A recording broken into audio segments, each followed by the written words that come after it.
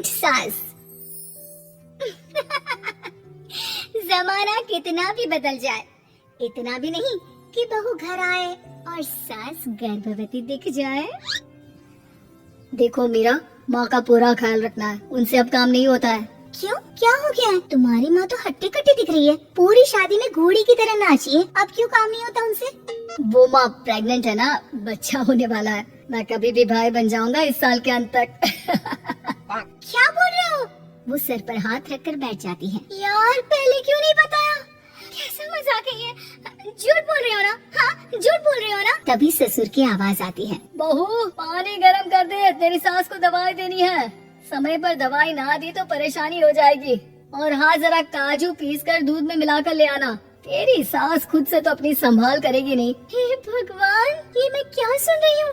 ये ससुर जी को क्या हो गया है? मैं क्या सोच कर आई थी? हाय रे, मैं तो किसी को मुंह भी नहीं दिखा पाऊंगी। अब ये रोना धोना बाद में करना, पहले गर्म पानी कर दो, माँ को दवाई देनी होगी। और हाँ, रात को माँ के पैरों में तेल लगा देना। बहू को गुस्सा आ जाता है, वो बड़बड़ करती किचन में जाती है जहाँ उसका ससुर खड़ा होता है। एक बड़ी जिम्मेदारी है हम सबके सरों पर, इस उम्र में माँ बनना खतरे से खाली नहीं होता। हाँ हाँ पता है, तो क्यों बन गई माँ? अरे खतरे से कम नहीं है तो क्या जरूरत थी लल्ला पैदा करने की? कैसी बात कर रही हो बहू? क्या तुम खुश नहीं कि घर में एक नया मेहमान आएगा, छोटे छोटे पैरों से पूरे घर में घूमेगा? पिताजी, ये हाथ जोड़े आपके, आप यहाँ से जाओ, ये शायरी बाद में बताना, अभी मैं पानी गरम करके थर्मस में दे देती हूँ। सारा दिन पिलाते रहो गर्म पानी। और हाँ, ये बच्चे की बात बार बार मुझसे कोई नहीं करेगा। बहू का पारा अब चढ़ा ही रहता था, वो काम तो सारा करती, लेकिन किलस किलस कर। मीरा सारे काम से फुर्सत पाकर बैठी होती है कि माँ का फोन आ जाता है। बेटा, बहुत बड़ी जिम्मेदारी है तेरे सर पर, अच्छे से निभाना।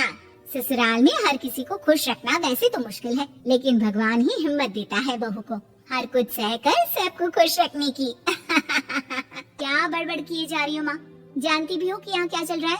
मेरी सास, अरे तेरी सास तो देवी है देवी। कितने खुश हो रहे थे सारे तेरी सूरत देख देख कर। पता नहीं जैसे बहू नहीं कोई मन मांगी मुराद मिल गई हो उन लोगों को। अरे बात तो पूरी सुनो। मन मांगी मुराद तो पूरी हुई है।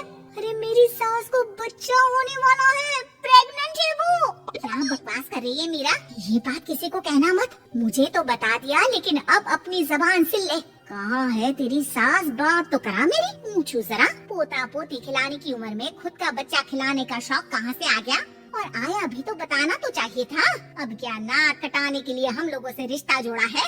रुक, तेरे पापा से बात करती हूँ। मीरा फोन रखकर लेट जाती है। वो एक सपना देखती है कि उसकी गोद में एक बच्चा खेल रहा है। भाभी की गोद में कितना खुश दिख रहा है ना? लग ही नहीं रहा कि भाभी है। मैं तेरे लिए क्या लाया हूँ, सोने की बालियाँ। तेरी शादी में तो मैं बुढ़ा हो जाऊंगा ना। अरे कैसी बात कर रहा है बेटा, इसकी जिम्मेदारी तो तू ही लेगा। हम लोगों का तो कोई भरोसा नहीं, कब ऊपर वाला उठा ले। बहू को सास को देख देख कर गुस्सा आ रहा था, तभी वहाँ पड़ोसन आ जाती है। और बहू, तुझसे तो पूछने से भी डर लगता है कि कब खुशखबरी सुना रही है। अब तो अपनी 1 महीने की ननद की ही जिम्मेदारी संभाल ले, बहुत है।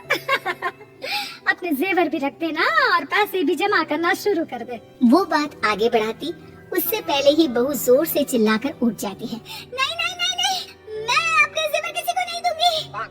अरे कौन ले रहा है तुम्हारे जेवर? तुम औरतें भी ना सपने में भी जेवर ही संभालती रहती हो। मैंने जो सपना देखा है ना, सुनोगे तो होश उड़ जाएंगे।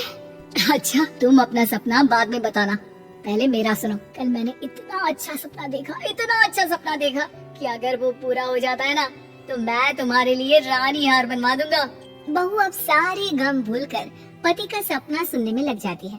अरे क्या सपना था बताइए ना, बोलिए भी तो क्या सपना है, मैं पूरा कर दूंगी अगर बात रानी हार की है तो। बोलिए बोलिए। मैंने रात को सपना देखा कि माँ को बेटी हुई है और मुझे बहन।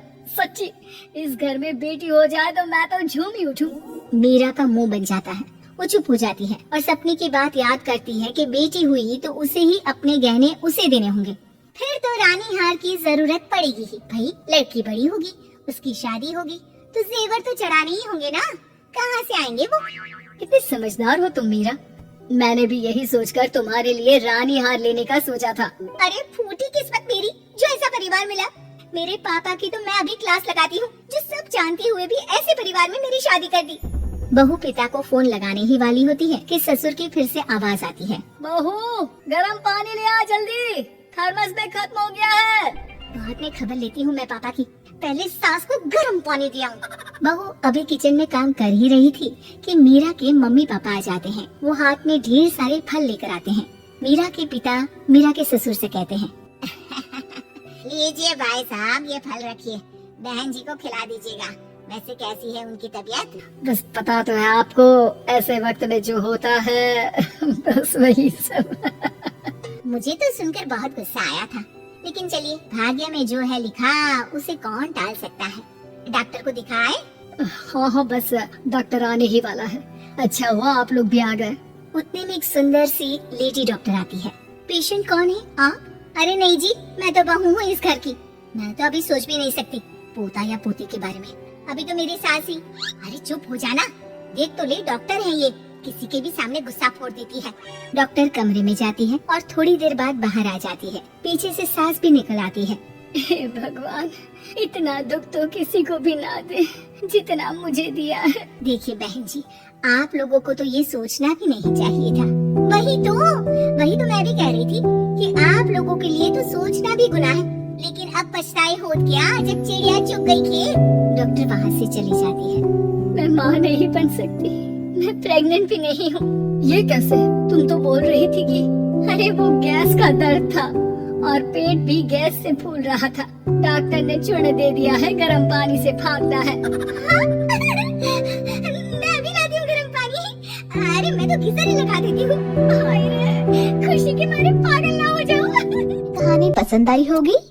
कृपया हमारे चैनल को सब्सक्राइब करें और सभी अपडेट्स के लिए बेल आइकन जरूर क्लिक करें। और हाँ, वीडियो लाइक और शेयर करना मत भूलिएगा।